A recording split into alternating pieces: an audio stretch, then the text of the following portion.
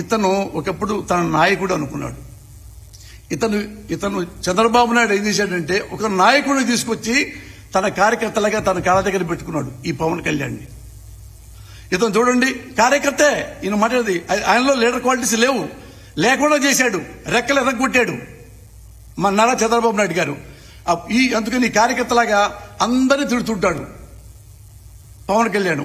Same అందరూ కూడా ఒక కార్యకర్తను తిట్టినట్టుగా ఇతను తిడతా ఉంటారు.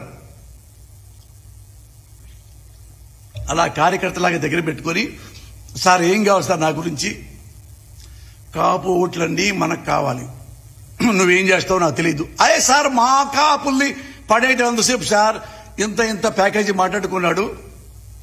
ముందు రౌండ్లోనేమో మనమంతా కాపులం ఇదిగా ఉండాలి, నన్ను ఓట్లన్నీ వేస్తే నేను సీఎం కూడా అవుతాను. పాపం వాళ్ళ అమాయకులు కాపు యూత్ కుర్రోళ్ళందరూ విజిల్స్ చప్పట్లు.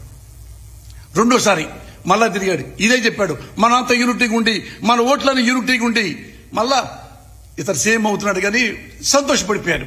మళ్ళా థర్డ్ టైం వచ్చి మనమంతా ఒకటైపోయి మన ఓట్లన్నీ గుత్తంగా మన జన కాదు నారా చంద్రబాబు నాయుడుకి వేయాలి మనం. అదేంటి సార్ మీరు జనసేన పార్టీ పెట్టారు, మీరు సీఎం అవుతారని చెప్పి లాస్ట్ రౌండ్ లో చెప్పారు కదా. ఏమయ్యా నా సీఎం అయ్యేంత సీఎం నాకు లేదు. ఆయన విజన్ ఉన్న మనిషి నారా చంద్రబాబు నాయుడు. చూడండి ఈ పవన్ కళ్యాణ్ ఒక మెంటాలిటీ ఏంటో చూడండి.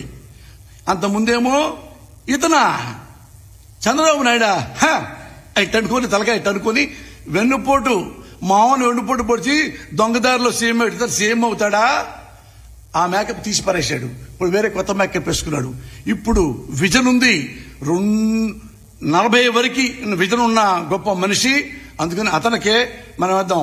మన కాపుల్లో ఎవ్వరూ సీఎం గా పనికిరారు, నేను అన్ఫిట్ కాబట్టి ఆయనకే వేయండి నిలిపాడు.